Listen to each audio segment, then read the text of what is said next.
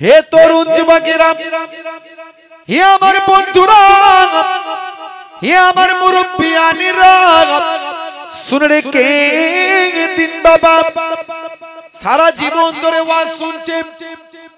আমি এই জন্যই বলি, যাদের বয়স 8 থেকে 38 তাদের কথাই আমার বক্তব্যটা, আমার ওয়াজটা তাদের বলি, তাদের জন্যই আমি আমার ওয়াজটা বেশি করি।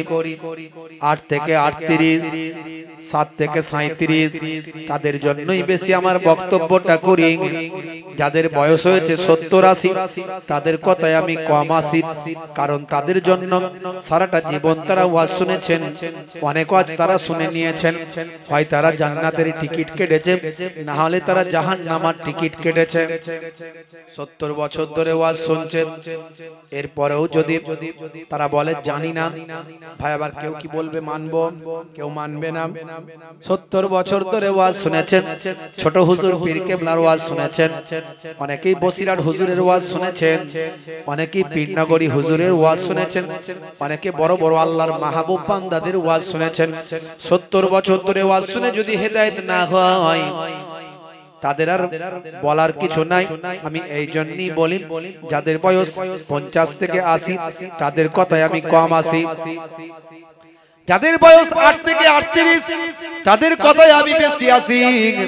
যাদের বয়স 50 থেকে 80 তাদের কথাই আমি কম আসি। তার কারণ হলো, হয় তারা জান্নাতের টিকিট কেটেছে, না হলে জাহান্নামের টিকিটটা কনফার্ম করেছে। শুধু ওয়েটিং লিস্টে আছে, গাড়ি এলি, ট্রেন এলি, স্ট্যান্ডে দাঁড়িয়ে আছে, প্ল্যাটফর্মে ওয়েটিং করছে, ট্রেন এলি তুলে নিয়ে চলে যাবে। হয় তারা, হয় ট্রেনটা জান্নাতের দরজায় পৌঁছে দেবে, না হলে জাহান্নামের দরজায় গিয়ে ঢুকিয়ে দেবেন। এই জন্যই বলি, হে যুবকেরা, তোমাদের জন্য বেশি বেশি ওয়াজটা করি। হে মুসলমান, তোমাদের জন্য বেশি বেশি আমার আলোচনাটা করি। হে তরুণ যুবকেরা, আমার আল্লাহ বলছেন কুল্লু নাফসিন যায়কাতুল মউত, প্রত্যেক প্রাণী মাত্রই মৃত্যুর স্বাদ গ্রহণ করবে। তোমাকে মরতে হবে, মৃত্যুকে তুমি স্মরণ করো। আল্লাহ বলছেন বান্দারে মৃত্যুকে বেশি বেশি স্মরণ করো। হাদিস পাকের মধ্যে এই জন্য আল্লাহর নবী সোনার জবানে জানিয়ে দেন, জুরু কুবুরা ফাইন্নাহা তুযাক্কিরুল মাউতা, তোমরা আল্লাহর মুমিন মুমিনাদের কবরগুলো জিয়ারত করবে, তাহলে তোমাদের মরণের কথা স্মরণে আসবে।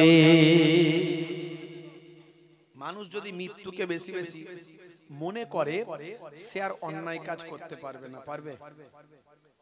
যদি সে সব ব্যাপারে শুধু ভাবে আমাকে তো মরতে হবে, আমি যে এই যে চুরি করছি, ডাকাতি করছি, ছিনতাই করছি, লটারির টিকিট কেটে প্রত্যেকদিন সকালে স্ত্রীর সঙ্গে ঝগড়া করে, ছেলে মেয়েদের আহার রুজি রুটিকে নষ্ট করে আমি শুধু ভাবছি যে আমি কোটিপতি হয়ে যাব, না খেটে আমার হাত দিয়েছে আল্লাহ, পা দিয়েছে, বুদ্ধি দিয়েছে, কোনো কিছুকে কাজে লাগাবো না, চায়ের দোকানে বসে বসে সারা সারা দিন শুধু ডায়লগ দেব, বকবো, আর লটারির টিকিট কেটে একবারে কোটিপতি হয়ে যাব।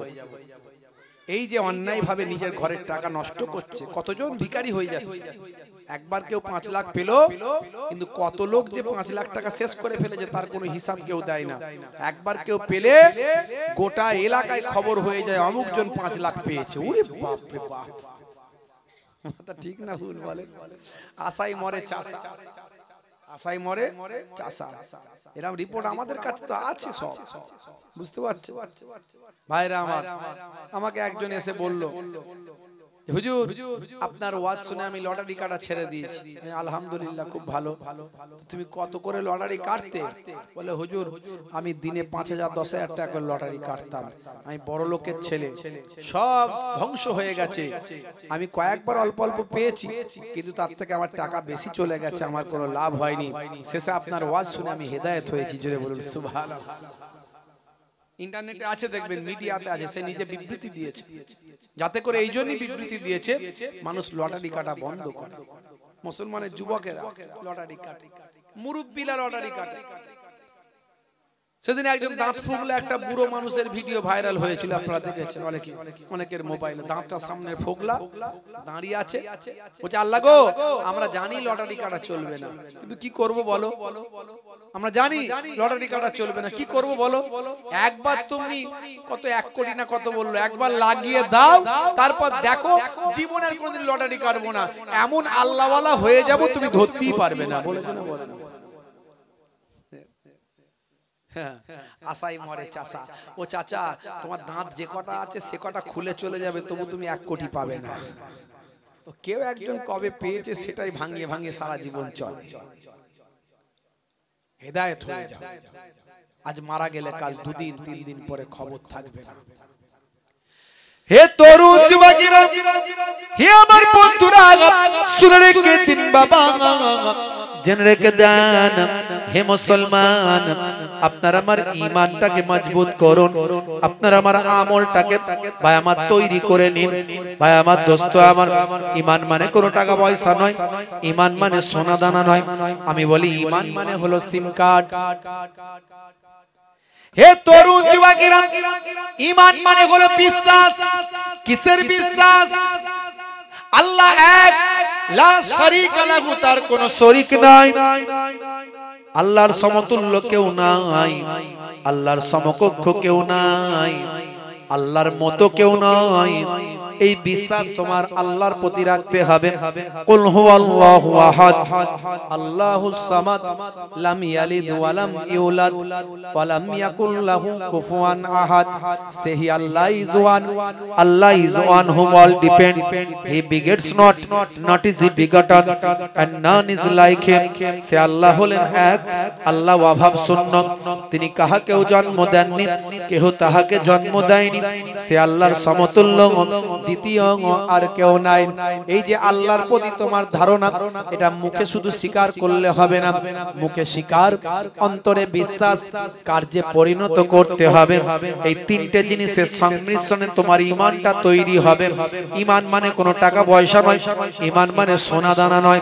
হে তরুণ যুবকেরা, হে আমার বন্ধুরা, শুনে রেখে দিন বাবা, জেনে রেখে দেন হে মুসলমান, শুধু তাই নয়, মালায়েকা ফারিস্তারা যে আছেন বিশ্বাস, আসমানি কিতাবগুলো যে এসেছে 104টে কিতাব বিশ্বাস, ভাগ্যে ভালো মন্দ যা কিছু হয় বিশ্বাস, মৃত্যুর পর জীবিত হতে হবে বিশ্বাস।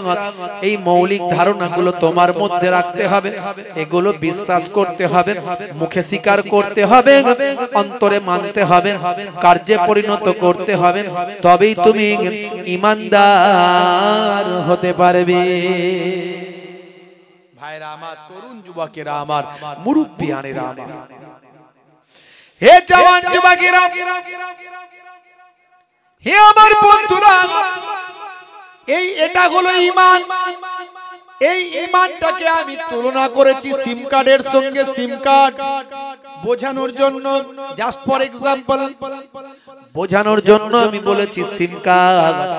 সিম কার্ড ছাড়া মোবাইলের কোনো মূল্য নাই। যত বড় অ্যাপেলের সেট হোক না কেন, 1.5 লাখ 2 লাখ টাকার মোবাইল হলেও সিম কার্ড যদি না লাগানো হয়, ফোন যাবে না, ফোন আসবে না। সবচেয়ে বড় জিনিস হলো ফোন যাওয়া আসা। তারপরে বিভিন্ন অ্যাপ ডাউনলোড করতে হয়, হোয়াটসঅ্যাপ, ফেসবুক, গুগল আরো ইত্যাদি।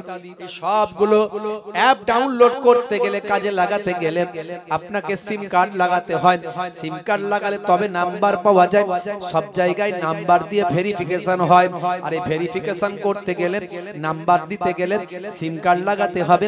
সিম কার্ড ছাড়া যেমন মোবাইলের কোনো দাম নাই, ঈমান ছাড়া আপনার আমার অ্যান্ড্রয়েড বডিটা আর কোনো মূল্য নাই।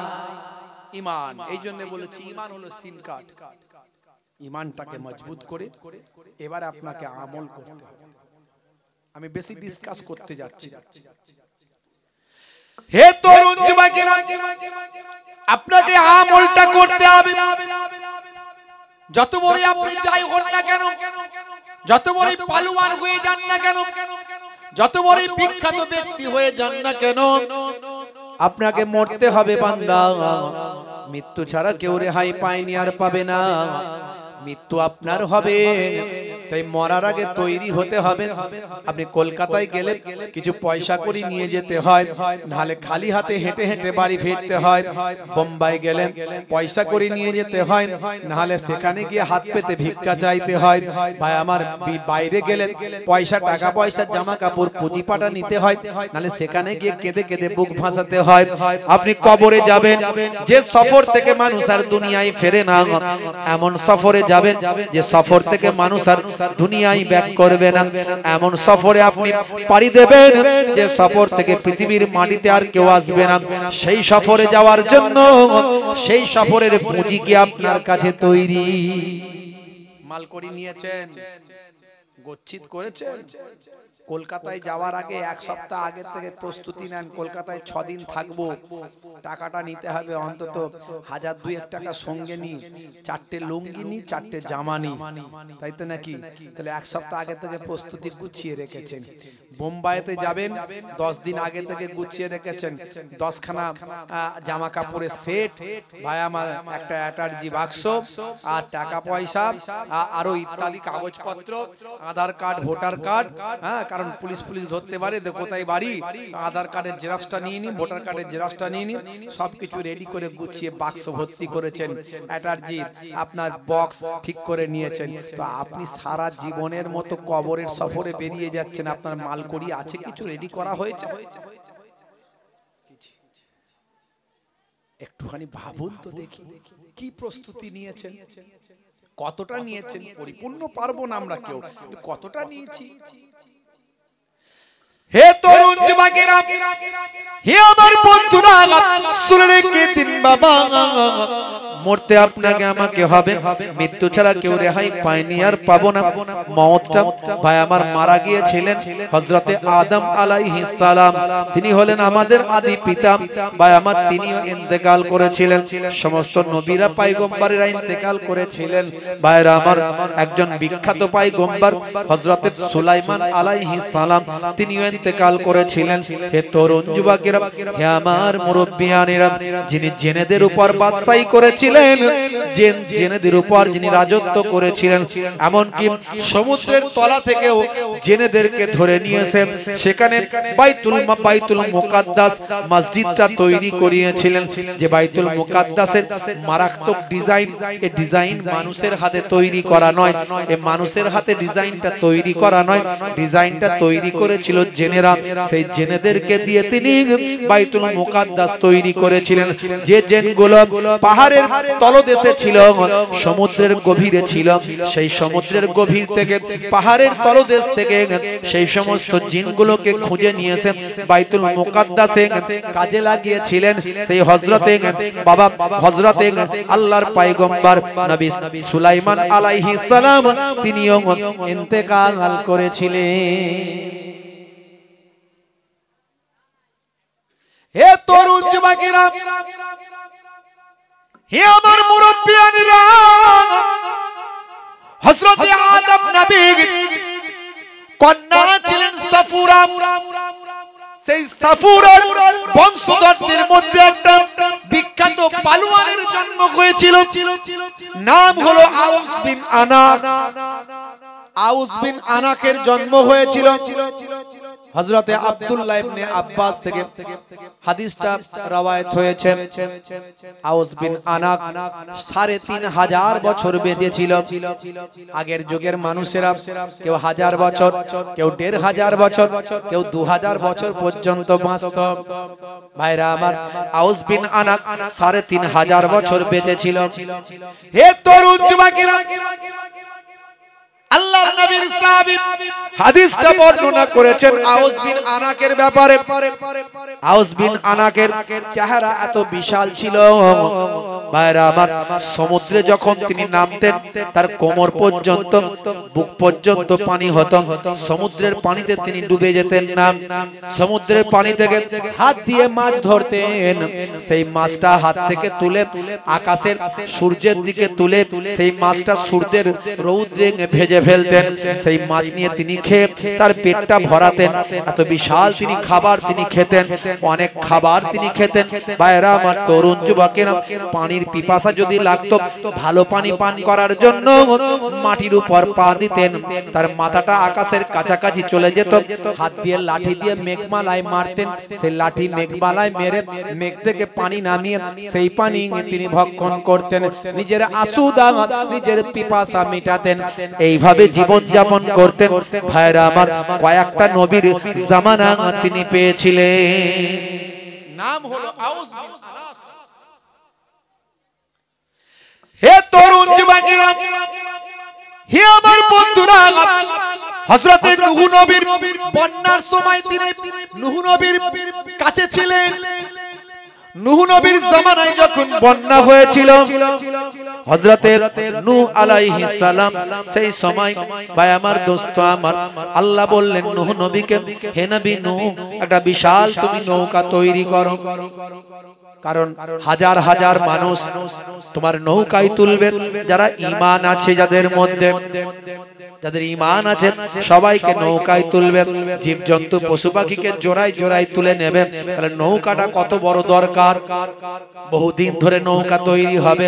হে তরুণ যুবকেরা, হযরত নূহ আলাইহিস সালাম ভাই আমার চিন্তা করলেন, সেই জামানার সবচেয়ে বড় গাছ হলো ওক গাছ।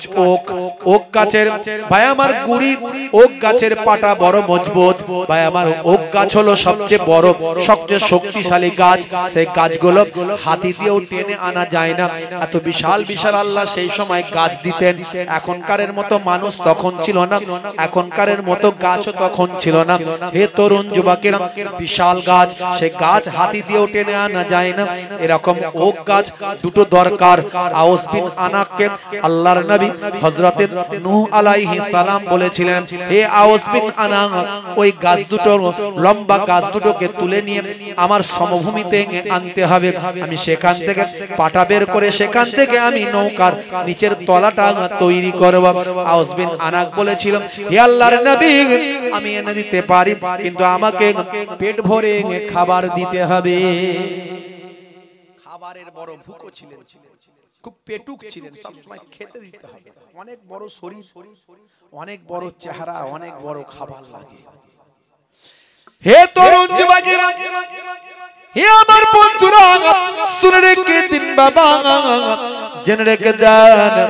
হে জওয়ান যুবকেরা, এমন সময় হযরত নূহ আলাইহিস সালাম বললেন, যাও, তোমাকে আমি পেট ভরে খেতে দেব, তুমি কিন্তু ওই দুটো গাছ কাঁধে করে নিয়ে আসো, গাছ দুটোকে এনে আমার সামনে হাজির করো।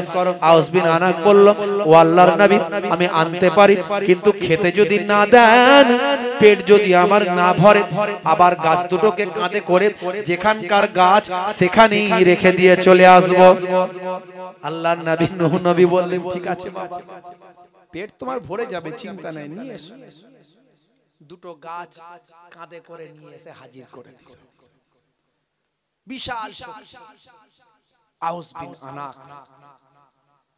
আল্লাহর নবী নূহ নবী নিয়ে আসার পরে নূহ নবীকে বলছে, কই নবী, আমাকে পেট ভরে খাবার দাও।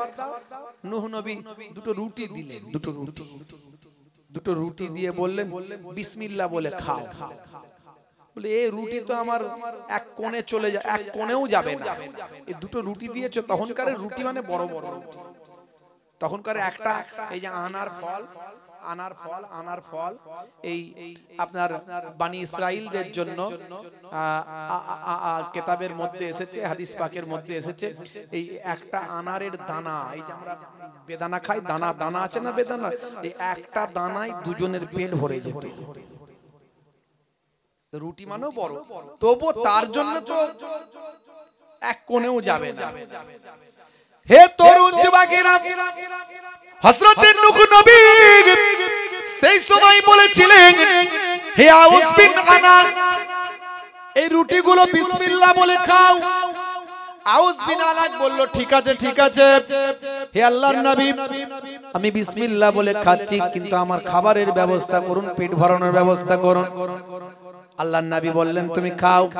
বিসমিল্লাহ বলে যখন খাওয়া শুরু করলো, দেড়খানা খেতে না খেতেই তার পেটে আর জায়গা ধরলো না।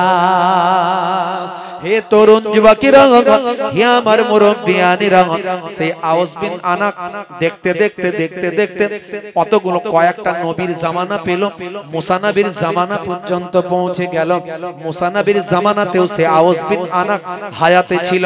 মুসা নবীর জামানায় ভাইরা আমার তরুণ যুবকেরা, হে আমার মুরব্বিয়ানিরা, সেই সময় মুসা নবীর জামানায় ভাই আমার বেদিনদের সঙ্গে হাত মিলালো। তাদের খাবারে আল্লাহ বরকত দিয়েছিল। একটা আনারের দানায় দুইজন ব্যক্তির পেট ভরে যেত, এমন আল্লাহ আনার দিতেন বিশাল বিশাল। তারা আওস বিন আনাককে খাদ্যের বিনিময়ে ভাই আমার বেদিন বানিয়ে ফেলল। আল্লাহর ইবাদত থেকে গাফেল করে দিল। সহজে খাবার পেয়ে যায়, সে সহজে খাবার পেয়ে লোভনীয় হয়ে গেল, তার জন্য লোভ হয়ে গেল। সে আল্লাহ ভুলে গেল, আল্লাহর নবী ভুলে গেল, মুসা নবীর বিরুদ্ধে চলে গেল। হে তরুণ যুবকেরা, হে আমার মুরব্বিয়ানিরা, মুসা নবীর বিরুদ্ধে যে সমস্ত মানুষগুলো আল্লাহহীন হয়ে গিয়েছিল, আল্লাহ হারা হয়ে গিয়েছিল, তাদের দলের সরদার হয়ে গেল আওস বিন আনাক। আওস বিন আনাক তাদের দলের লিডার হয়ে গেল, তাদের দলের সেনাপতি হয়ে গেল। তারা আওস বিন আনাককে খাওয়ায়, পেট ভরে খেতে দেয়, আর তাকে দিয়ে অন্যায় কাজে লিপ্ত করে। হে তরুণ যুবকেরা, হে আমার বন্ধুরা, হযরত মুসা কালিমুল্লাহ সেই সময় 12টা গোত্র থেকে 12টা প্রতিনিধি বানালেন। 12টা প্রতিনিধি তৈরি করে ভাই আমার দোস্ত আমার ওই গোত্রকে, আওস বিন আনাকের ওই গোত্রকে সকলকে ইসলামের দাওয়াত, আল্লাহর কালেমা, নবীর কালেমা পড়ার জন্য আমন্ত্রণ জানাতে বললেন। 12টা দল থেকে 12টা গোত্র প্রধান সেখানে গেল। যাওয়ার পরে তারা আওস বিন আনাকের সঙ্গে কথা বলল। আওস বিন আনাক তাদের প্রত্যেককে নিজের হাতের তালুতে তুলে নিলেন, নিয়ে বললেন এখনই আমি হাতের তালুতে টিপে তোমাদের 12 জনকে হত্যা করে দেব, কিন্তু তোমরা দুর্বল, তোমরা আমার কাছে দুর্বলতা প্রকাশ করেছো, যাও তোমাদেরকে ছেড়ে দিলাম, তোমরা আমাদেরকে মুসা নবীর ভক্ত বানাতে চাও, না না হবে না, যাও যাও, তোমার মুসা নবীর ক্ষমতা থাকে আমি আওস বিন আনাকের সঙ্গে লড়াই করতে বলো। হে তরুণ যুবকেরা, আওস বিন আনাক তখন ইসলামের শত্রু হয়ে গিয়েছিল, মুসা নবীর শত্রু হয়ে গিয়েছিল। মনে রাখবেন ইসলাম ধর্মটা এসেছে বাবা আদম আলাইহিস সালাতু ওয়াস সালাম থেকে, আর ইসলাম ধর্মটা পরিপূর্ণতা পেয়েছে আমার আপনার দয়ার নবী এর মাধ্যমে। অনেকে মনে করে ইসলাম ধর্ম মনে একটা আলাদা ধর্ম, সবচেয়ে শেষে এসেছে, আগে মনে অন্য ধর্ম ছিল। না না, ইসলাম ধর্ম সবচেয়ে প্রাচীন, সবচেয়ে প্রাচীন। প্রথম আদম নবীর, পৃথিবীর প্রথম মানুষের যে মানুষটা প্রথম, তার ধর্ম ছিল ইসলাম, তিনি ছিলেন একজন মুসলিম। জোরে বলুন সুবহানাল্লাহ। ইসলাম কথাটার মূল শব্দ হলো সিলমুন। এই সিলমুন ধাতু থেকে উৎপত্তি, যার অর্থ হলো শান্তি। যারা শান্তি প্রতিষ্ঠা করে তারাই হলো মুসলিম। জোরে বলুন সুবহানাল্লাহ।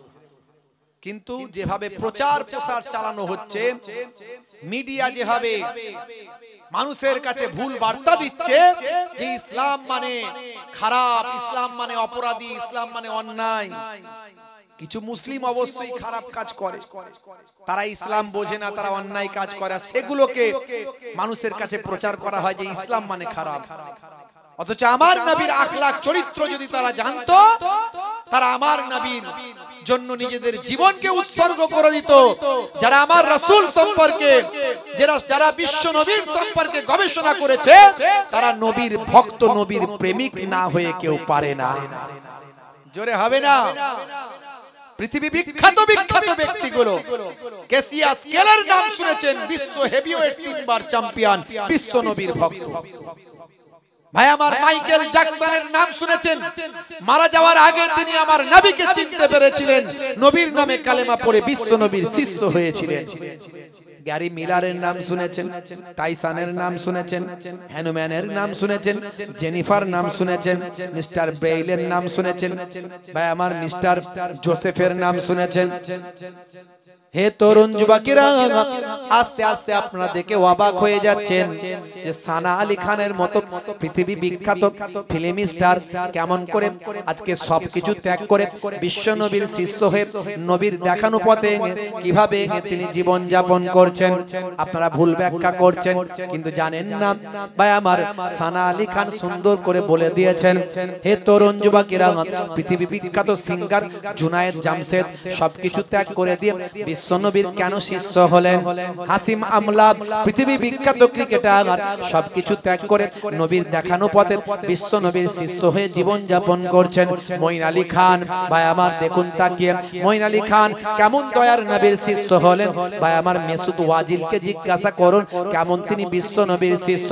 সাদিও মানেকে জিজ্ঞাসা করুন কেমন তিনি বিশ্বনবীর শিষ্য। হে তরুণ যুবকেরা, সাদিও মানের কথা বললেন বড় অবাক হয়ে যায়।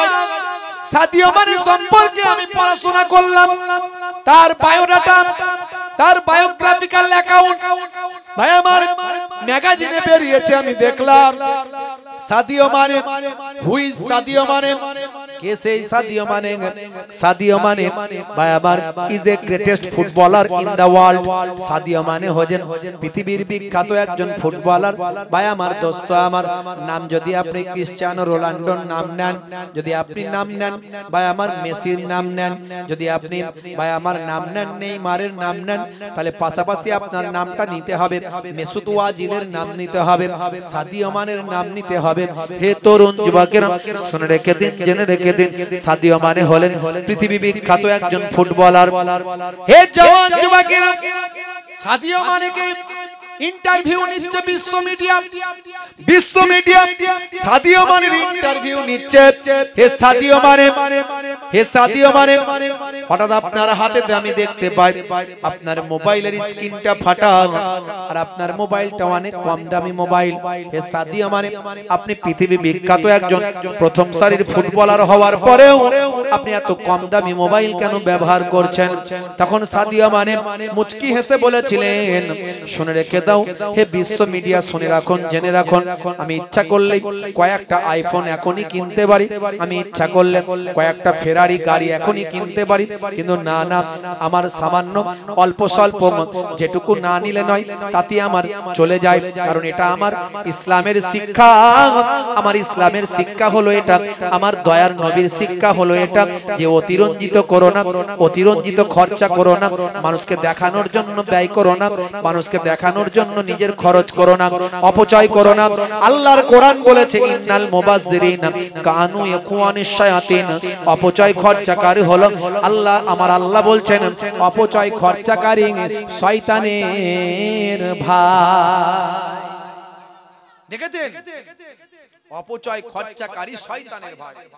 ইন্নাল মুবাজ্জিরিনা কানু ইয়াকুয়ানিশ শায়াতিন। হে তরুণ যুবকেরা, সাদিও মানে বললেন, হে দুনিয়ার মানুষ শুনো, আমি আমার পেছনের জীবনটা ভুলে যাই না। আজকে আপনি যত টাকারই মালিক হন, আপনি আমি যত সব সম্পদেরই মালিক হন, যত বড়ই বিখ্যাত ব্যক্তি হয়ে যান না কেন, পেছনের জীবনটা যে ভুলে গেছে সে ধ্বংস হয়ে গেছে, আর পেছনের জীবনটা যে মনে রেখেছে তার সম্মান অনেক বেড়ে গেছে। যত বড়ই ব্যক্তি হন না কেন, পেছনের জীবনটা আপনি ভুলে যাবেন না।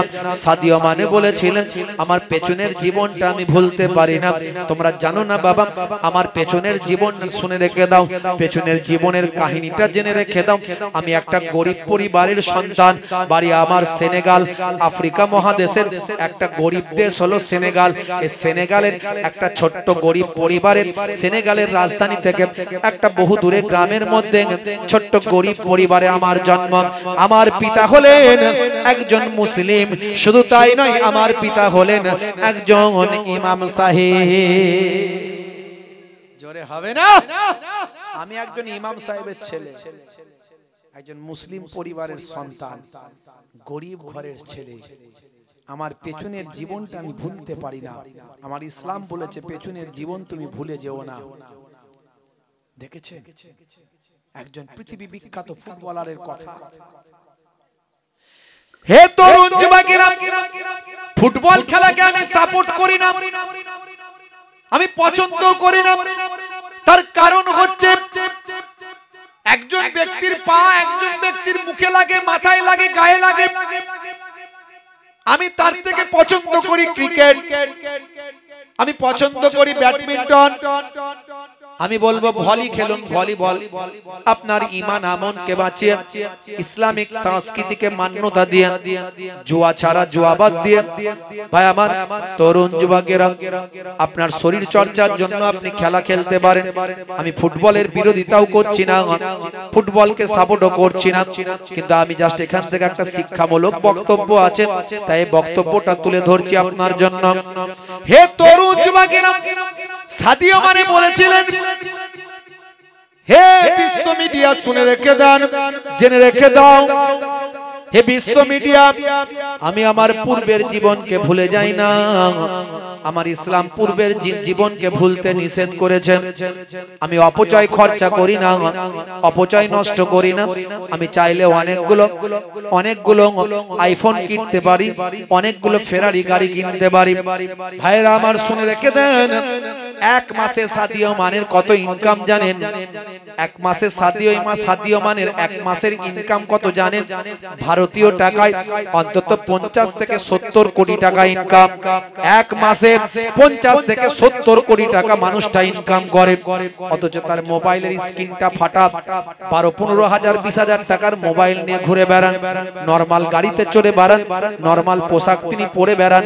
হে তরুণ যুবকেরা, হে আমার বন্ধুরা, তিনি বলেন আপনাদের প্রশ্ন, আমি এত টাকা কি করি? তবে শুনুন, আমি এত টাকা কি করি শুনুন। প্রত্যেক মাসে আমি কয়েক কোটি টাকা গরিব দুঃখী অসহায় মানুষদের দান করি। আমি আমার গ্রামটাকে শহরে পরিণত করেছি। আমি জানি আমার গ্রামের অবস্থা, আমার দেশের অবস্থা। সেনেগাল একটা গরিব দেশ, সেই গরিব দেশের আমি সন্তান। শুনে রাখুন, ছোটবেলায় যখন আমার বয়স 8 বছর 10 বছর, তখন আমি দেখলাম আমার দেশ ফুটবলে চান্স পেয়েছে। ফুটবলে চান্স পাওয়াতে আমার দেশের মানুষের মুখে হাসি ফুটেছিল। আমার দেশ গরিব দেশ, তাদের মুখে হাসি ফোটে না, তারা দরিদ্রতার মধ্যে বড় হয়, একবেলা খায় একবেলা অনাহারে থাকে। ছোটবেলা থেকে বহুদিন পর্যন্ত জুতো পায়ে দেওয়ার আমার পয়সা ছিল না, খালি পায়ে আমি বড় হয়েছি। হে দুনিয়ার মানুষ শুনে রেখে দাও, আমি সাদিও মানে সেদিনের কথা আমার যখন মনে পড়ে যায়, চোখ দিয়ে আমার অশ্রু ঝরে। আমি ছোটবেলায় দেখলাম ফুটবলের কারণে আমার দেশের মানুষের মুখে হাসি ফুটেছে, একটা গরিব দেশের মানুষের মুখে ফুটবলের জন্য হাসি ফুটেছে। সেদিন আমি প্রতিজ্ঞা করেছিলাম আমিও ফুটবলার হব, আমার দেশের মানুষের মুখে আমি হাসিটা ফোটাবো। হে তরুণ যুবকেরা, সেই দিন থেকে ছোট বয়স থেকে আমি ফুটবল নিয়ে খেলা শুরু করলাম। খালি পায়ে জুতো কেনার পয়সা নাই, কিন্তু ফুটবলটাকে এমন ভাবে ভালোবেসেছিলাম, ফুটবলটা আমার পায়ের চম্বুক হয়ে গিয়েছিল। আমার পায়ের সঙ্গে ফুটবল লেগে থাকতো, ফুটবল যেন আমার পায়ের কথা শোনে, আমি যা বলি ফুটবল তাই শোনে। এইভাবে আমি বড় হতে লাগলাম। দুর্ভাগ্য, আমার পিতা ইন্তেকাল করলেন, আমার স্বপ্ন যেন পিতা হতে হয়ে গেল। এমন সময় পাশে অনেকে দাঁড়ালেন, আমার চাচাও আমার পাশে দাঁড়ালেন। আস্তে আস্তে আবার স্বপ্ন আমি বুনতে লাগলাম। একটা সময় আমি রাজ্যের খেললাম, দেশের খেললাম। সেই সময় দেশের খেলে আমি পৃথিবীর একজন নামকরা ফুটবলার হয়ে গেলাম। হে তরুণ যুবকেরা, সেদিনই আমার ইচ্ছা ছিল আমার গরিব গ্রামটাকে আমি শহর বানাবো। আজকে আমার গ্রামে গিয়ে আপনি দেখুন, সেই গ্রামটা আর গ্রাম নাই। আমি সাদিও মানে আমার গ্রামটাকে একটা আস্ত শহরে পরিণত করে দিয়েছি। একটা শহরে যা কিছু থাকে আমি আমার গ্রামের মধ্যে নিজের টাকায় তৈরি করে দিয়েছি। গরিবের মুখে হাসি ফুটিয়েছি, আমার এলাকাকে স্বাবলম্বী করেছি। এইভাবে আমি আমার কোটি কোটি টাকা আমি তাদের জন্য, গরিবের জন্য ব্যয় করি। তারপরেও আমি আমার জীবনে লাক্সারি করে কাটাতে চাই না।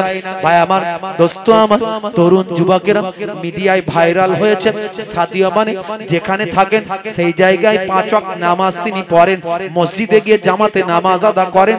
শুধু তাই নয়, হঠাৎ দেখতে পাওয়া যায় মসজিদে গিয়ে সাদিও মানে মসজিদের টয়লেটটা নিজে হাতে পরিষ্কার করছে। জোরে হবে না? একটা ফুটবলার আমাদেরকে শিক্ষা দেয়, একটা ফুটবলার আমাদেরকে শিক্ষা দেয় কিরকম নবীর আখলাককে নিয়েছে, কি চরিত্র তাদের মধ্যে থেকে প্রকাশ। বিশ্ব মিডিয়া অবাক হয়ে গিয়েছিল সাদিও মানের কথা শুনে। হে তরুণ যুবকেরা, সাদিও মানেও 5 ওয়াক্ত নামাজ পড়ে, সেও আখিরাতের জন্য পুঁজি তৈরি করছে, কবরের সফরের জন্য সেও প্রস্তুতি নিচ্ছে। যে লোকটা মাসে 50 থেকে 70 কোটি টাকা ইনকাম করে, সেই লোকটাও মসজিদে গিয়ে নামাজি বান্দারা টয়লেটে যায়। আমি সাধারণ টয়লেট পরিষ্কার করছি না, এটা নামাজি বান্দাদের জন্য টয়লেটটা পরিষ্কার করছি। সে জানে টয়লেটটা পরিষ্কার করলেও আমার খাতাতে কিছু পাথেও জমা হচ্ছে। হে তরুণ যুবকেরা, হে আমার মুরব্বিয়ানিরা, আমরা মুসলমান, একটু ভাবুন তো, কল্পনা করুন, বুকে হাত দিয়ে চিন্তা করুন। আমি সাদিও মানের কথা কেন বললাম? হে যুবকেরা, তোমরা একটু চিন্তা করো, সাদিও মানে কে, তার সম্পর্কে একটু রিসার্চ করো, তার সম্পর্কে ইন্টারনেটে ঘাটাঘাটি করো, তোমার জীবনটা বদলে যাবে। সাদিও মানে যদি নামাজি হতে পারে, তুমি কেন নামাজি হবে না? সেও তার পাথেও সংগ্রহ করছে, সেও তার কবরে যাওয়ার জন্য, সেই সফরের জন্য গচ্ছিত করছে। তুমি কতটা গচ্ছিত করেছো? হে যুবক, তুমি তো ফ্রি ফায়ার আর পাবজি খেলে সময় কাটাও। হে যুবক, তুমি তো তাস খেলে সময় কাটাও। হে যুবক, তুমি তো মোবাইলে অশ্লীল ভিডিও, খারাপ ভিডিওগুলো রাতের পর রাত দেখে নিজের নিজের ঘুমকে হারাম করে তোমার ভাই আমার অশ্লীল ভিডিও দেখে তুমি সময় কাটাও। হে যুবক, তোমার ভাষা খারাপ, তোমার ভাষা, মুখ থেকে খারাপ কথা, খারাপ ভাষা উচ্চারণ হয়, প্রত্যেকটা কথা থেকে তোমার গোনা বের হয়, তোমার ভাষা থেকে গোনা তোমার খাতায় লিপিবদ্ধ হয়। হে যুবক, হে যুবক, তুমি তো জুম্মার দিনে 2 রাকাত নামাজ ছাড়ার বেশি নামাজ পড়ো না। হে যুবক, তুমি ইসলামের অন্যান্য সুন্নতগুলো মেনে চলো না। হে যুবক, তুমি পিতামাতার কেমন খেদমত করো, বুকে হাত দিয়ে চিন্তা করো। হে যুবক, তুমি মানুষের হক কেমন আদায় করো, তুমি চিন্তা করো। পৃথিবীর বিখ্যাত বিখ্যাত ব্যক্তিগুলো আজকে তারা বিশ্বনবীর শিষ্য কেন হলো, একটু গবেষণা করো, একটু ইন্টারনেটে রিসার্চ করো, জানো। যদি তুমি জানতে চেষ্টা করো, কেসিয়াস স্কেলে নিয়ে রিসার্চ করো, টাইসন নিয়ে রিসার্চ করো, ভাই আমার গ্যালি মিলার নিয়ে রিসার্চ করো, জেনিফারকে নিয়ে গবেষণা করো। পৃথিবী বিখ্যাত মার্কিন নারী সিঙ্গার, মার্কিন ওম্যান সিঙ্গার, পৃথিবী বিখ্যাত সিঙ্গার, সে আজকে কোরআন তেলাওয়াত করে। পৃথিবী বিখ্যাত বলিউড ফিল্ম স্টার নায়িকা সানা আলী খান, সে আজকে কোরআন তেলাওয়াত করে, বোরকা হিজাব পরে মহিলাদেরকে ইসলামের দাওয়াতটা সে দিতে থাকে। কি হবে মানুষ হয়ে? বলুন, কি হবে মানুষ হয়ে? মানুষ হয়ে কি লাভ যদি সত্যিকারের কাজগুলো না করতে পারি? কি হবে মানুষ হয়ে? বলুন ভাইরা আমার, আমি আপনি অবাক হয়ে যায়, এত পৃথিবী বিখ্যাত বিখ্যাত ব্যক্তিগুলো তারা আজকে রাসূলের শিষ্য হয়েছে, তারা আমার নবীর শিষ্য হয়েছে। কি হবে মানুষ হয়ে যদি না চলতে পারে এই দুনিয়ায়? কি হবে মানুষ হয়ে? মানুষ হয়ে কি লাভ যদি রাসূলের সুন্নত তরিকা না মেনে চলতে পারে? মানুষ হয়ে কি লাভ যদি ইসলামের খেদমত না করতে পারে? মানুষ হয়ে কি লাভ যদি নামাজটা ঠিকঠাক পড়তে না পারে? মানুষ হয়ে কি লাভ যদি পিতামাতার খেদমত না করতে পারে? জোরে হবে না? কি হবে মানুষ হয়ে?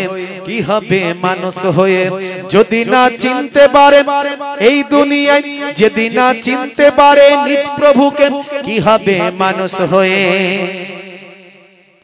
মানুষগুলো করছে দেখো খোদারি ওই ইবাদত, দিন রাতে নামাজ ছেড়ে ধরছে তারা পাটির ধ্বজা।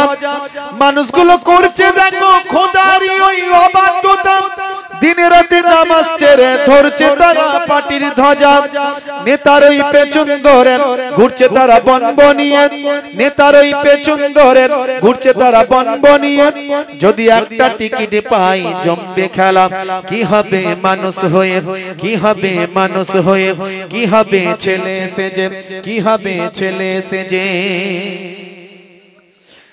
কি হবে ছেলে সেজে যদি না থাকতে পারে পিতা মাতার কষ্টে পাশে? যদি না থাকতে পারে পিতা মাতার কষ্টে পাশে, কি হবে ছেলে সেজে? কি হবে ছেলে সেজে? আজকাল করছে ছেলে পিতা মাতার জায়গা জমি জীবন্ত সাথে তাদের নিজের নামে লেখা পড়ি। আজকাল করছে ছেলে পিতা মাতার জায়গা জমি জীবন্ত সাথে তাদের নিজের নামে লেখা পড়ি। ছেলেরই বিয়ে হলে ঘর জামাই যাচ্ছে চলে, ছেলেরই বিয়ে হলে ঘর জামাই যাচ্ছে চলে, অথবা আলাদা হলো মাকে ছেড়ে, অথবা আলাদা হলো মাকে ছেড়ে। কি হবে ছেলে সেজে, কি হবে ছেলে সেজে, কি হবে নারী হয়ে, কি হবে নারী হয়ে। যদি না চলতে পারে এই দুনিয়ায় বোরকা পরে, যদি না চলতে পারে এই দুনিয়ায় বোরকা পরে, কি হবে নারী হয়ে।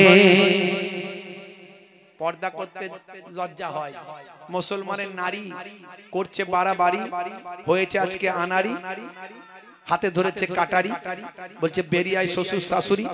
মুসলমানের নারী চালাচ্ছে স্কুটি গাড়ি, গায়ে নাই ওড়না, বলছে আমার দিকে দেখ না, চুল করতে কালার, যাচ্ছে বিউটি পার্লার, নাম ছিল জরিনা, হয়ে গেল কারিনা। মুসলমানের নারী ওরা হয়েছে নায়িকা আর গায়িকা, আর নায়িকা গুলো হচ্ছে সানা আলী খান, ম্যাডাম জেনিফার, বড় বড় বিখ্যাত বিখ্যাত খেলোয়াড় প্লেয়ার, তারা আজকে নায়ক গায়ক থেকে হয়ে যাচ্ছে আল্লাহওয়ালা। আর আমার আপনার ঘরের মেয়েগুলো ইসলাম না জানার কারণে, কোরআন হাদিস না পড়ার কারণে, বোঝার কারণে তারা হয়ে যাচ্ছে আনারি। বুঝতে পারছেন? শরীর প্রদর্শন করে স্বল্প পোশাক পরে পরপুরুষের সামনে দিয়ে ঘুরে বেড়ায়, পর্দাকে জর্দা করে দেয়। আর স্বামী মনে মনে করে আমার বউকে নায়িকা লাগছে, দেখ কেমন লাগে। ওর সর্বনাশ, এর যতটা ঢাকা ওর বইয়ের ততটা ফাঁকা। কথা ঠিক না ভুল? রাগ করবেন না। লাল শাড়ি লাল টিপ, লাল আঁচল মাথায় নাই, সবুজ শাড়ি সবুজ টিপ, সবুজ আঁচল মাথায় নাই, পিঠটা তাদের ফাঁকা, বলছে যত তাকাবি তাকা। এই সন্ধ্যাবেলা এই ইমাম সাহেব আমাদের এই ঘরের ভাইদের ভাই সব হাফেজ সাহেব, হাফেজ সাজ্জাদ সাহেব ছোট ছোট বাচ্চাদেরকে নিয়ে প্রতিযোগিতা করছিল, আমি সব শুনতে পাচ্ছিলাম। ছোট ছোট বাচ্চারা কি সুন্দর নাত কেরাত বলছে, একটু একটু বাচ্চারা মাথায় গায়ে কাপড় দিয়ে কত সুন্দর সম্মানের সঙ্গে। এক শ্রেণীর মানুষ এগুলো পছন্দ করে না, তারা শরীর প্রদর্শন করলে তাদের কাছে খুব ভালো, তারা বলে এটা মডার্ন। কিন্তু সব ধর্মের সব ধর্মের উপরের দিকে যান, সব ধর্মের গোড়ার দিকে যান, দেখবেন সব ধর্মের মধ্যে নারীদের সম্মানের কথা বলা হয়েছে, কিন্তু নারীকে তারা পণ্যে পরিণত করেছে। তাই এখানে আমি লিখেছি, আজকাল চলছে দেখো নারীগুলো বেপরদায়, গায়ে হাতে ট্যাটু এঁকে জিন্স গেঞ্জি পরছে রে ভাই, চোখে আইলাইনার ঢেলে গালে গাল পালিশ মেরে, চোখে আইলাইনার ঢেলে গালে গাল পালিশ মেরে সমাজটা দিল এরা রসা তলে। কি হবে নারী হয়ে, কি হবে নারী হয়ে, কি হবে ছাত্র সেজে, কি হবে ছাত্র সেজে। যদি যাই সময়টা ওই ফ্রি ফায়ার আর পাবজি খেলে, যদি যাই সময়টা ওই ফ্রি ফায়ার আর পাবজি খেলে, কি হবে ছাত্র সেজে। আজকাল ছাত্র দেখো সিগারেটের ধোঁয়া মারে, বাটি চুল লাল করে কুরুক মুরগি ওরা সাজে। আজকাল ছাত্র দেখো সিগারেটের ধোঁয়া মারে, বাটি চুল লাল করে কুরুক মুরগি ওরা সাজে। না পরে ফাঁকি মেরে মিথ্যা বাপ মাকে বলে, না পরে ফাঁকি মেরে মিথ্যা বাপ মাকে বলে। লাইফে পাইপ ওরা দিল ভরে, লাইফে পাইপ ওরা দিল ভরে। কি হবে ছাত্র সেজে, কি হবে ছাত্র সেজে, কি হবে হুজুর সেজে, কি হবে হুজুর সেজে। যদি তার কথাতে ওই সমাজেতে ঝগড়া বাড়ে, কথা ঠিক না ভুল বলেন? হুজুরদের কথায় ঝগড়া বাড়ছে না কমছে? একটু হ্যাঁ হুদেন না ভাই। হুজুরদের কথায় ঝগড়া বাড়ছে না কমছে? অরিজিনাল হুজুরদের কথায় ঝগড়া বন্ধ হওয়ার কথা, তার জায়গায় বেড়ে যাচ্ছে। আমার নবী ঝগড়া বাড়িয়েছিলেন না কমিয়েছিলেন? মিলছে না মিলেনি? মিলছে না। তাই আমি এখানে কলম চালিয়েছি। কি হবে হুজুর সেজে, কি হবে হুজুর সেজে। যদি তার কথাতে ওই সমাজেতে ঝগড়া বাড়ে, যদি তার কথাতে ওই সমাজেতে ঝগড়া বাড়ে, কি হবে হুজুর সেজে? আজকাল কত হুজুর বক্তৃতা দেয় স্টেজেতে, তাদের কথাই মুসলমান ভাই ভাই ঝগড়া করে। আজকাল কত হুজুর বক্তৃতা দেয় স্টেজেতে, তাদের কথাই মুসলমান ভাই ভাই ঝগড়া করে। হুসাইনি সবার বলে ওই হুজুর রাখবে দূরে, হুসাইনি সবার বলে ওই হুজুর রাখবে দূরে। যদি চাও সুস্থ সমাজ তুলতে গড়ে, যদি চাও সুস্থ সমাজ তুলতে গড়ে, কি হবে হুজুর সেজে? কি হবে হুজুর সেজে? কি হবে মানুষ হয়ে? কি হবে মানুষ হয়ে? কি হবে মানুষ হয়ে? যদি না চিনতে পারে নিজ প্রভুকে, কি হবে মানুষ হয়ে? ভাঙাচোরা কবি তো মাঝে মাঝে একটু লিখে ফেলি আর কি, বুঝতে পারছো? সময় পেলে, সময় তো হয় না, আপনারা জানেন দিন জাগা রাত জাগা মানুষ। সারা সারা দিন হাই স্কুলের টিচার, বুঝতে পারছেন, একটা উচ্চ মাধ্যমিক হাই সেকেন্ডারি স্কুলে শিক্ষকতার কাজে যুক্ত আছি, প্রায় 16-17 বছর রানিং চলছে। আল্লাহ কতদিন করাবেন জানি না, কতদিন পারবো। তো যাই হোক, আজকেও সেই স্কুল থেকে হয়ে এখানে এসে গেছিলাম, ওই মগরিবের আগে ঢুকে গেছিলাম। তো সারা সারা দিন রাতি প্রায় বাইরেই কেটে যাচ্ছে, বুঝতে পারছেন। দোয়া রাখবেন যেন দিনের কিছু করতে পারি, কিছু সোশ্যাল ওয়ার্ক, সামাজিক কাজ করি, কিছু কয়েকটা সংগঠনের সঙ্গে যুক্ত থেকে মানুষের পাশে থাকার চেষ্টা করি। হে তরুণ যুবকেরা, আমার বলার উদ্দেশ্য একটু বুঝে নেবেন ভাইরা। আমার তরুণ যুবকেরা, আমার পৃথিবী বিখ্যাত এত বড় শক্তিশালী ভাইরা, আমার তরুণ যুবকেরা, হে আমার মুরব্বিয়ানিরা, আউস বিন আনাক ভাই আমার মুসা নবীর জামানা এলো। এমন সময় মুসা নবীর কাছে যখন 12 জন গোত্রপতি গিয়ে মুসা নবীর কাছে সব খবরটা জানিয়ে দিলেন, মুসা আলাইহিস সালাম আউস বিন আনাকের কাছে দাওয়াত নিয়ে গেলেন। হে আউস বিন আনাক, তুমি হেদায়েত হয়ে যাও, তুমি আল্লাহওয়ালা হয়ে যাও। আল্লাহ ভুলে গিয়ে তুমি মুশরিক হয়ে গেছো, তুমি আল্লাহর হুকুম ছেড়ে দিয়েছো, আল্লাহকে ভুলে গেছো, আল্লাহর দ্বীনকে ভুলে গেছো।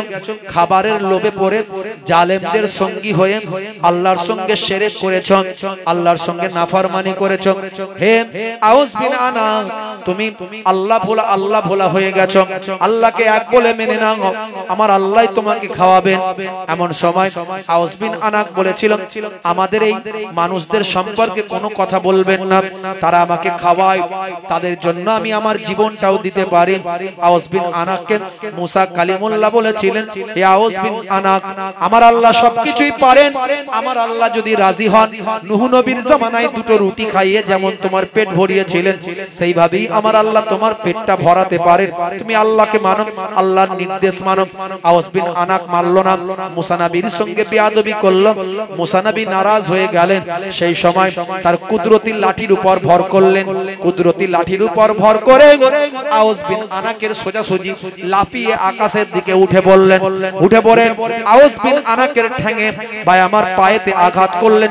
কুদরতি লাঠি, এক লাঠির আঘাতে আউস বিন আনাক জমিনে পড়ল, আর সে সময় মারা গেল। হে তরুণ যুবকেরা, এত বড় বীর পালোয়ান একটা লাঠির আঘাতেই দুনিয়ার জমিন থেকে বিদায় নিল। ভাইরা আমার, তরুণ যুবকেরা আমার, মুরব্বিয়ানেরা আমার, শুনে রেখে দেন, আউস বিন আনাক তার বডিটা এত বিশাল ছিল, দেহটা এত বিশাল ছিল, নীল দরিয়া তার বডিটাকে শুইয়ে দেয়া হলো। এপার ওপার হয়ে গেল। কিছুদিন পরে তার কঙ্কাল বেরিয়ে গেল। সেই কঙ্কালটা ব্রিজে পরিণত হলো। 200 বছর পর্যন্ত তার কঙ্কাল বডির উপর দিয়ে নীল দরিয়া মানুষ পারাপার করত। এই রকম পৃথিবী বিখ্যাত এত বিশাল বড় দেহওয়ালা, শরীরওয়ালা মস্তান পৃথিবীর জমিন থেকে ধ্বংস হয়েছে। কেন কথাটা বললাম? আপনাকে আমাকেও মরতে হবে, এত বড় মস্তানও টেকেনি। 3500 বছর বেঁচেছে, তারপরেও টেকেনি।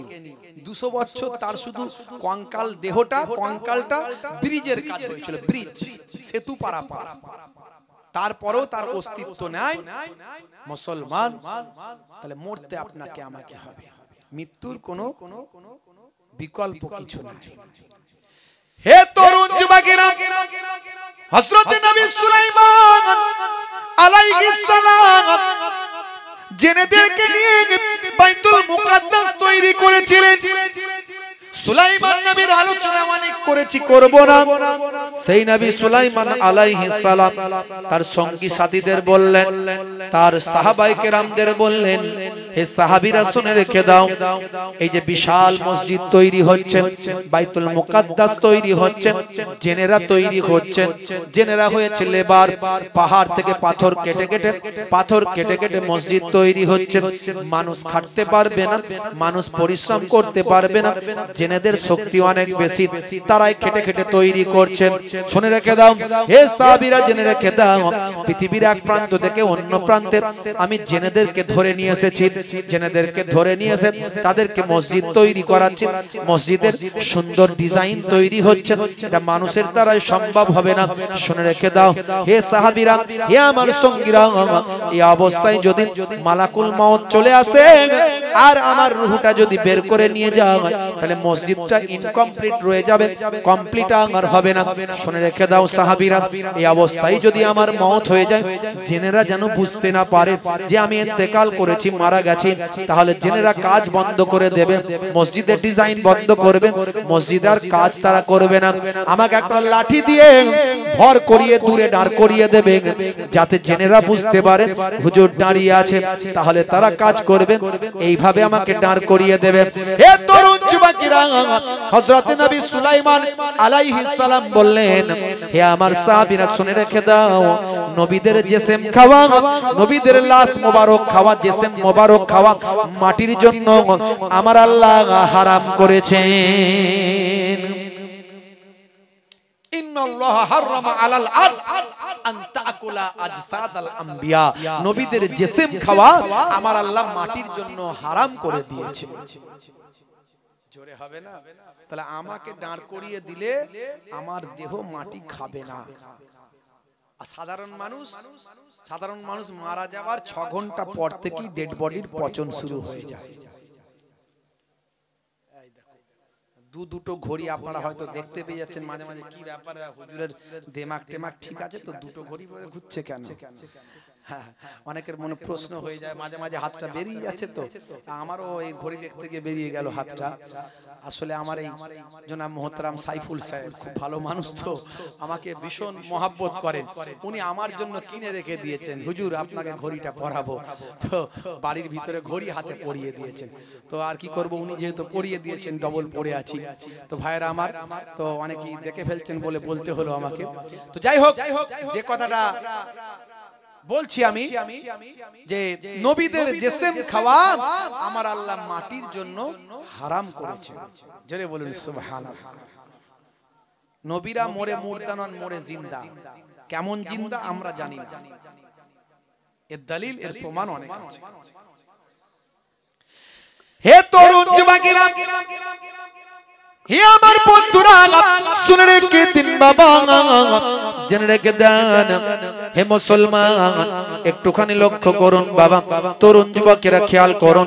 হযরতে ভাই আমার সুলাইমান আলাইহিস সালাম ইন্তেকালের আগে এমন সময় যখন বলেছিলেন আমার যে জিসমটাকে দাঁড় করিয়ে দেবে, কুল্লু নাফসিন যায়কাতুল মউত, প্রত্যেক প্রাণী মাত্র মৃত্যুর আস্বাদ গ্রহণ করবে।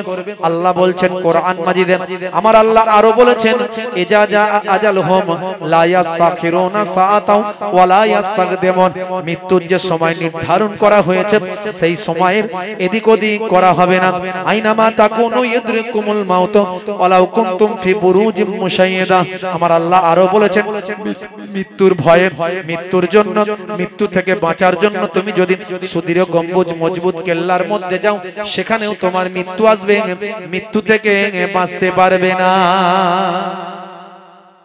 একজন বলছে, হুজুর আপনারাই বলেন যে ঘরে ছবি থাকবে, স্ট্যাচু থাকবে, মূর্তি থাকবে, সেই ঘরে নাকি ফারিস্তা ঢুকবে না। তো এটা করলে তো হয়, যখন দেখো বাজার খারাপ, মৃত্যুর সময় এসে যাচ্ছে, তখন ছেলেদেরকে আগে থেকে বলে রাখবো, বাবু ওই সময় তোরা যেই ঘরেতে ছবি আছে, স্ট্যাচু আছে, সেই ঘরেতে নিয়ে ঢুকিয়ে দিবি, যাতে ফারিস্তা না আসতে পারে। কত চালাক! আমি বললাম, দেখো ওটা রহমতের ফারিস্তা আসবে না। আল্লাহর নবী বলেছেন যে ঘরে ছবি থাকবে স্ট্যাচু থাকবে, স্বামী স্ত্রীর বিয়ের ছবি, ছেলের মুখে ভাতের ছবি, বেড়াতে যাওয়ার দীঘার ছবি ভালো করে টাঙিয়ে সুন্দর করে বাঁধিয়ে রেখেছে। ওই ঘরে রহমতের ফারিস্তা আসবে না। প্রত্যেক ঘরে রহমতের ফারিস্তা আসা যাওয়া করে, যুবকেরা মনে রাখবেন। প্রত্যেক ঘরে রহমতের ফারিস্তা আসা যাওয়া করে। যে ঘরে ছবি থাকবে, স্ট্যাচু থাকবে, মূর্তি থাকবে, আর যে ঘরের দরজার সামনে বাঁশবাগানে গিয়ে বায়ামার পটি খাওয়া মানে পায়খানা খাওয়া কুকুর বাঁশবাগানে গিয়ে পায়খানা খায় আর তোমার ঘরে দরজার সামনে এসে ঘুমায়, এই রকম কুকুর থাকলে, শিকারী কুকুরের মাসলা আলাদা, এই রকম কুকুর থাকলে সেই ঘরেতে রহমতের ফারিস্তা ঢোকে না। আমি বললাম দেখো বাবু, ওটা রহমতের ফারিস্তা ঢুকবে না, কিন্তু জান কবজ করার ফারিস্তা, আজরাইল ফারিস্তা রনে বনে জঙ্গলে যেখানেই থাকো, প্রয়োজন হলে সময় হলে আজরাইল ফারিস্তাকে দেখতে পাবে গো। কথা ঠিক না? হবে। হে তরুণ যুবকেরা, হে আমার বন্ধুরা, মৃত্যুর সময় যখনই হবে ফারিস্তা আসবে। হযরত নবী সুলাইমান আলাইহিস সালাম এমন সময় কাজ করাচ্ছেন, ফারিস্তারা জেনেদেরকে নিয়ে কাজ করাচ্ছেন।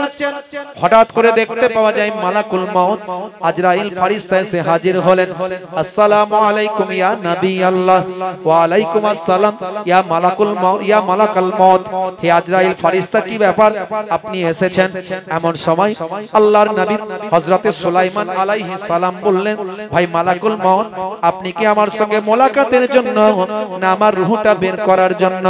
আল্লাহর ফেরেশতা বললেন, ভাই ও নবী পয়গম্বর, ও আল্লাহর মোবারক গুরুত্বপূর্ণ পয়গম্বর নবী সুলাইমান আলাইহিস সালাম, আমার আল্লাহ আপনাকে এত বড় বাদশাহী দিয়েছেন, আপনি জিন পরী সমস্ত কিছু জিন জিন্নাতের উপর, মানুষ পশু পাখি ভাই আমার গাছপালা সবের উপর, হাওয়া বাতাস জিন জিন্নাতের সকলের উপরে আপনি বাদশাহী করেন।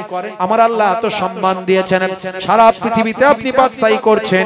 আল্লাহ এত সম্মান দিয়েছেন, আল্লাহর মসজিদ তৈরি করছেন, জেনেদেরকে নিয়ে এত সম্মান দিয়েছেন, কিন্তু আমি মালাকুল মউত, আমার আল্লাহ আমাকে যখন পাঠান রূহটা বের করার জন্য পাঠিয়েছেন, আমি আপনার সঙ্গে মোলাকাতের জন্য আসি না, বরং আপনার রূহটা বের করার জন্য এসেছি। হে তরুণ যুবকেরা, হযরত নবী সুলাইমান আলাইহিস সালাম বললেন, আমার আল্লাহ যখন আমাকে চেয়েছেন আমি নিশ্চয়ই আল্লাহর ডাকে সাড়া দেব, কিন্তু যাওয়ার আগে আমি আপনার কাছে একটা কথা বলতে চাই। ভাই মালাকুল মউত, আমাকে কয়েক মুহূর্ত সময় দাও। বহু সময় ধরে আমি আল্লাহর ঘর বাইতুল্লাহ তৈরির জন্য ব্যস্ত আছি, আমাকে একটু সময় দাও, আমি একটু পিপাসা আছি, এক গ্লাস পানিটা পান করতে চাই। এমন সময় মালাকুল মউত আজরাইল ফেরেশতা বললেন, ও আল্লাহর পয়গম্বর, শুনে রেখে দেন, আমার উপর হুকুম না এক গ্লাস পানি পান করার সময় দিন, বরং আপনি আল্লাহর দরবারে চলুন। আমার আল্লাহ চাইলেন আল্লাহর কুদরতি শরবত আমার আল্লাহ আপনাকে পান করাবেন। মালাকুল মউত আজরাইল ফেরেশতা নবী সুলাইমান আলাইহিস সালামকে পানি পান করার সময়টুকু দিলেন না।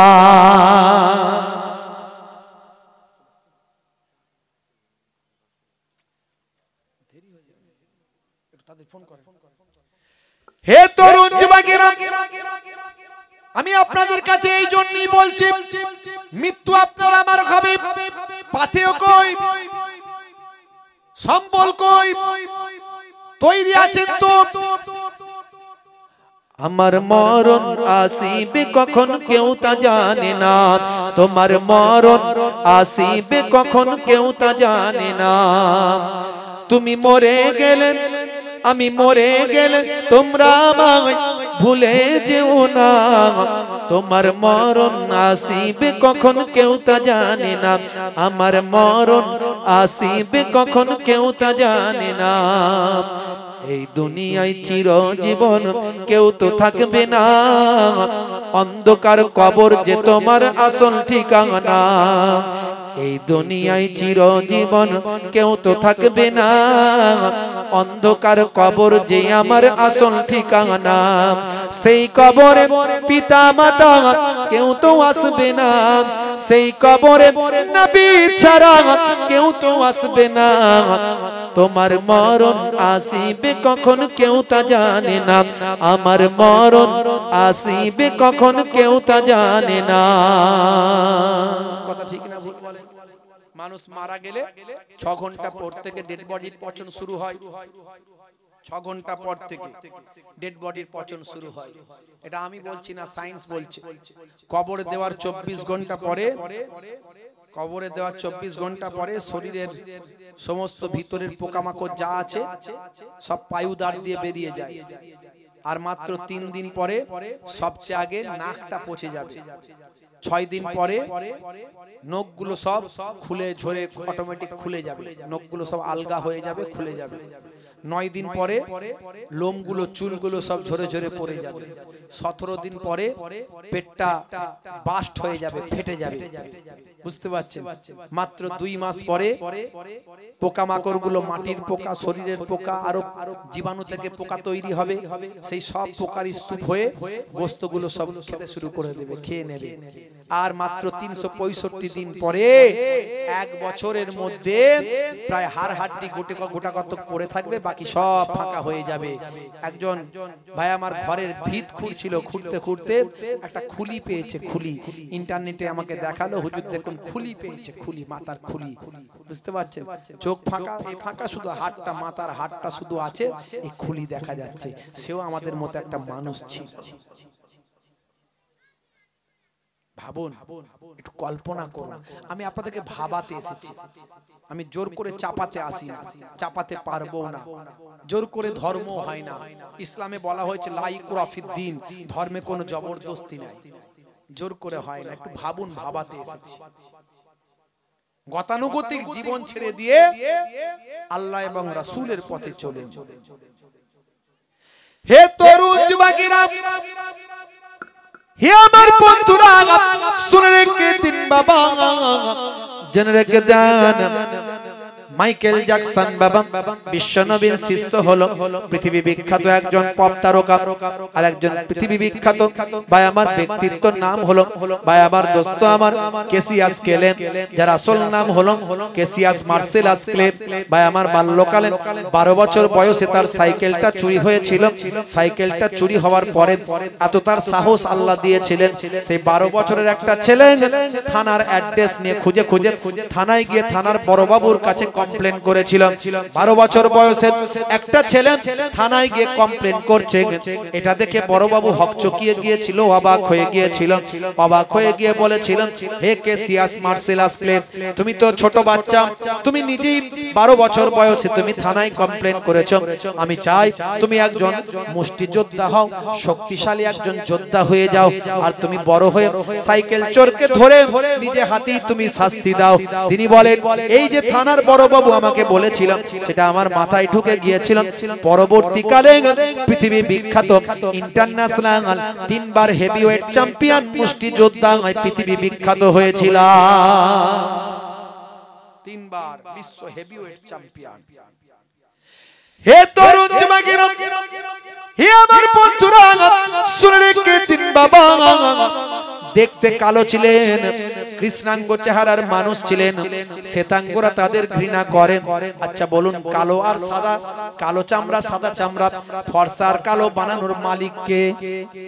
নারী আর পুরুষের বানানোর মালিক কে? অনেকে ঘরে কন্যা হয় বলে বাপের রাগ হয়, আত্মীয়দের রাগ হয়, হ্যাঁ, তো দুটোই পর পর মেয়ে হলো, ছেলে হলো না। আচ্ছা, মেয়ে দেওয়ার মালিক কে, ছেলে দেওয়ার মালিক কে? জোরে বলেন। আল্লাহ যাতে রাজি, তুমি কেন হবে না রাজি? কথা ঠিক না ভুল? হে তরুণ যুবকেরা, আজকে চিন্তা করুন, যে সময় নারীদের সম্মান ছিল না, 1450 বছর আগে, আপনি পৃথিবীর সমস্ত ধর্মগ্রন্থগুলো রিসার্চ করুন, কোথায় নারীদের কতটা সম্মান দেওয়া হয়েছে। বাজে কথা বললে হবে না, বাজে কথা বললে হবে না, সব ইতিহাস অল্প স্বল্প হলো আমরা জানি। নারীদের সম্মান যদি সবচেয়ে বেশি কেউ দেয়, 1450 বছর আগে নারীর সম্মান দিয়েছিল।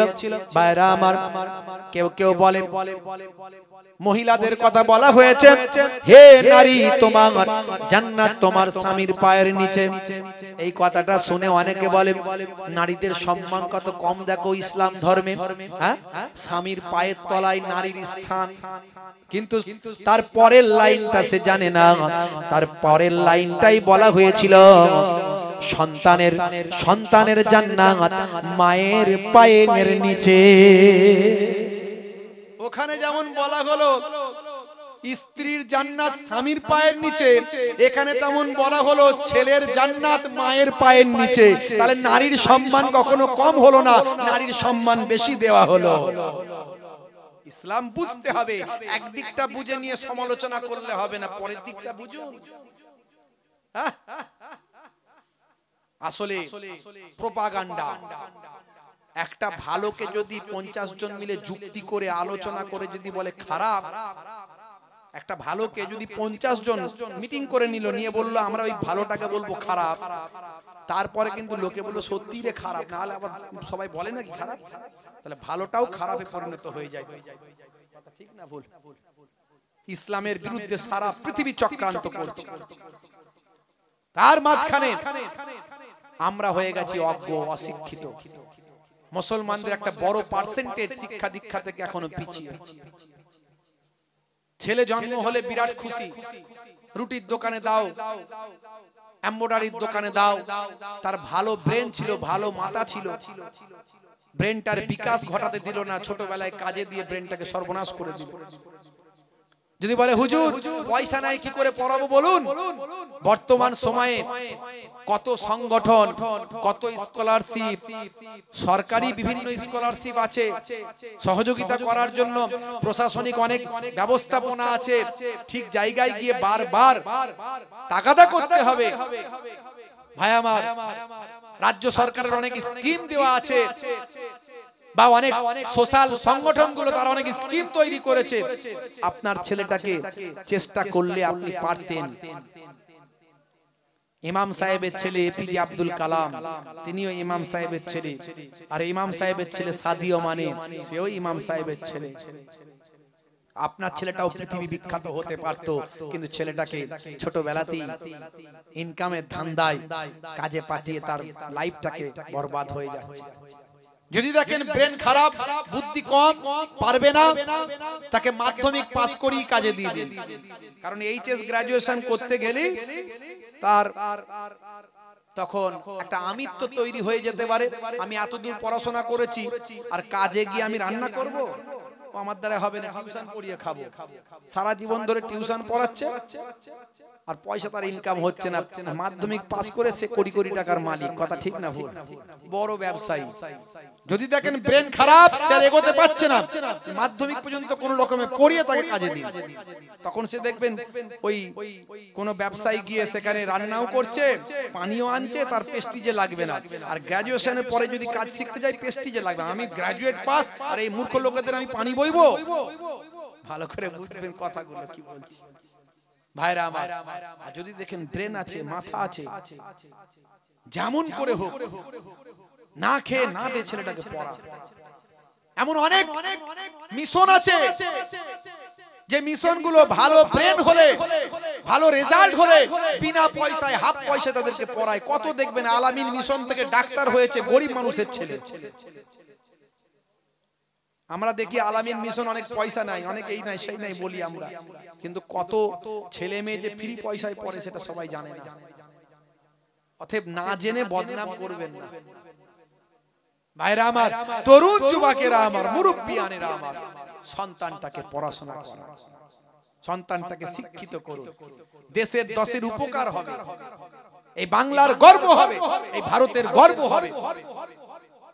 যতদিন পর্যন্ত ভারতবর্ষের নাম পৃথিবীর মানচিত্রে থাকবে, ততদিন পর্যন্ত ইমাম সাহেবের সন্তান, মুসলিম ঘরের ছেলে এপিজে আব্দুল কালাম, ভারতের প্রাক্তন রাষ্ট্রপতি, যাকে ভারতের মিসাইল ম্যান পরমাণু বিজ্ঞানী বলা হয়, যার জন্য ভারতবর্ষ পরমাণু বোমা পেয়েছে, সেই মিসাইল ম্যান এপিজে আব্দুল কালামের নাম ইতিহাসের পৃষ্ঠায় স্বর্ণাক্ষরে লিপিবদ্ধ হয়ে থাকবে। এক শ্রেণীর মানুষ তারা চক্রান্ত করছে, সর্বদা বিভাজন করার চেষ্টা করছে, রাত দিন তারা তাদের ভিতর থেকে হিংসা বিদ্বেষটাকে মানুষের কাছে উগলে দিচ্ছে। কোন চক্রান্তে পা দেবেন না। তারা ফাঁদ তৈরি করে, ফাঁদে পা দিলি তারা সেই জালটা গুছিয়ে নেবে। ফাঁদ তৈরি করবে, ফাঁদে পা দেবেন না। সামনে বিধানসভা ভোট আসছে, ভোটের আগে দেখবেন আমার ইসলামের বিরুদ্ধে কটূক্তি করবে, ফেসবুক ইন্টারনেটে কোরআনের বিরুদ্ধে কথা বলবে, নবীর বিরুদ্ধে বলবে। মুসলমান সঙ্গে সঙ্গে কয়েকজন মাথা গরমে লোকের পাল্লায় পড়ে চলো প্রতিবাদ করতে হবে, ব্যাস রেল লাইন অবরোধ, হাই টায়ার জ্বালিয়ে দিল, হাই আগুন ধরিয়ে দিল, ফাঁদে পা দিয়ে দিল। ওই চক্রান্তকারীগুলো এটাই চাই যে আপনি করেন, করলি বিশ্ব মিডিয়ায় দেখাবে দেখো মুসলমানরা কত খারাপ। হিন্দু ভাইদেরকে তাতিয়ে বলবে সব এক হও, মুসলমানরা সব ভেঙে ফেলছে, সব এক হয়ে যাও। সব হিন্দুরা ভাই আমার সাম্প্রদায়িক নয়, ম্যাক্সিমাম বেশিরভাগ অমুসলিম হিন্দু তা ভাইরা সেকুলার। সব মুসলমানরা খারাপ নয়, ম্যাক্সিমাম মুসলমানরা সেকুলার। গুটি কত মানুষ আছে তারা সর্বদা অশান্তির চেষ্টা করে। এই গুটি কতক মানুষগুলো বড় অংশের মানুষকে এক কাছে করার চেষ্টা করে, এগুলো ফাঁদ তৈরি করে। সেই ফাঁদে পা দেবেন না। প্রশাসন আছে, আইন আছে, সরকার আছে। এখনো পশ্চিমবঙ্গের প্রশাসন অনেক শক্তপোক্ত। অন্যান্য রাজ্যে খবর নিন, আমি যাই অন্যান্য রাজ্যে দেখেছি, আমি জানি অন্যান্য রাজ্যে কি চলছে। জোরে আজান, একটু আজানের ভলিউম বাঁধা আছে। উত্তরপ্রদেশে আজানটা এতটা, ভলিউমটা এতটা হবে হাই, এদের সব হিসাব আছে, কত জোর চলছে এদের অঙ্ক এখানে উঠে যাবে। এত স্পিড, এত ভলিউম, এই ভলিউমটা এতটা হাই আছে। কোন এক ভাই হয়তো একটু গন্ডগোল করে 1-2 ভলিউম বাড়িয়ে দিয়েছে, কেউ কমপ্লেন করে দিল, পুলিশ এসে ধরে নিয়ে গেল, 2 লক্ষ ফাইন দিয়েছে, 2 লক্ষ টাকা ফাইন জরিমানা। দেখেছেন আপনারা? তাহলে ওই সব রাজ্যে কি চলছে? আলহামদুলিল্লাহ এখানে সন্ধ্যা হলে মন্দিরে ঘন্টা বাজে, আর সন্ধ্যা হলে মসজিদে আজান হয়। আজানের আওয়াজ শুনে অনেকে রেড ট্রেন ধরার জন্য যায়, হিন্দুও যায়, মুসলমানও যায়। সন্ধ্যাবেলা ঘন্টা বাজলে আমরা বুঝতে পারি মাগরিব হয়ে গেছে, আমার এখনই আজান হবে, চলো তাড়াতাড়ি মসজিদে যাই। এটাই আমাদের সংস্কৃতি, এটা আমাদের কালচার। নানা ভাষা, নানা মত, নানা পরিধান, বিবিধের মাঝে দেখো মিলন মহান। এই সম্প্রীতির বাংলায় রবীন্দ্রনাথের কথা বললি পাশে নজরুলের কথাটা চলে আসে, শ্রী রামকৃষ্ণ পরমহংসদেবের কথা বললি পীর আবু বকর সিদ্দিকী রহমাতুল্লাহ আলাইহির নামটা চলে আসে। জোরে হবে না? এটাই সেই বাংলা। বাংলা কখনো সাম্প্রদায়িকতার রাজধানী হবে না। বাংলা কখনো চক্রান্তকারীরা গ্রাস করতে পারবে না যদি আমরা মুসলমানরা ঠিক থাকি। আমরা মুসলমানরা যদি বিগড়ে যাই তাহলে ওই সাম্প্রদায়িক শক্তি তারা বাংলাকে গ্রাস করে নেবে, তারপরে আমি আপনি আর আজান দিতে পারবো না। সাবধান ভাইরা আমার, আমি আর আলোচনা বাড়াচ্ছি না। নামাজটা পড়ুন, রাসূলের সুন্নতটা মেনে চলুন। নামাজ ছেড়ে দেবেন না, রাসূলের সুন্নতটা মেনে চলুন, ভুলে যাবেন না। কারো বিরুদ্ধে সমালোচনা করবেন না। নিজের ভালো কাজ করুন, নিজেকে নিজের পাথেও ঠিক করুন। আমি প্রথমে এই আলোচনাটা শুরু করেছিলাম যে সফরে গেলে কিছু নিয়ে যেতে হয়। কি গো বলেছিলাম? প্রস্তুতি নিয়ে সফরে যেতে হয়। কলকাতায় যাবেন, বোম্বাই যাবেন, কবরের সফরে গেলে কিছু তৈরি হয়ে যেতে হবে। ওয়াক্ত যে হলো ওযু করো, মসজিদে চলো। জোরে হবে না?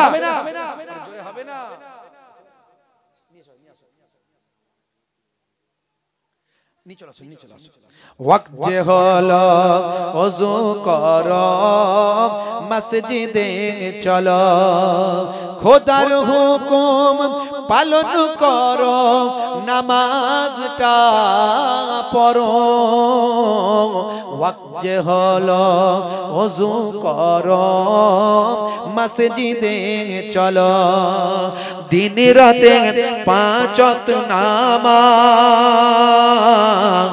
পড়লে পাবে ভাই জান্নাত জোরে হবে না এই জোরে সুবহানাল্লাহ বলা যাবে আলাইকুম আসসালাম দিনে রাতে 5 ওয়াক্ত নামাজ পড়লে পাবে ভাই জান্নাত ফজরের সময় হলে মসজিদে যাও তুমি চলে থেকো না বিছানায় শুয়ে খোদা দেন রহমত ঢেলে জোরে হবে না জোরে হবে না জোহরের ওয়াক্তটা হলে কাজটা দাও তুমি ছেড়ে কিছু সময় দাও নামাজে সফলতা আসবে চলে আর জোরে হবে না মাগরিবের ওয়াক্ত আসিলে মসজিদে যাও তুমি চলে থেকো না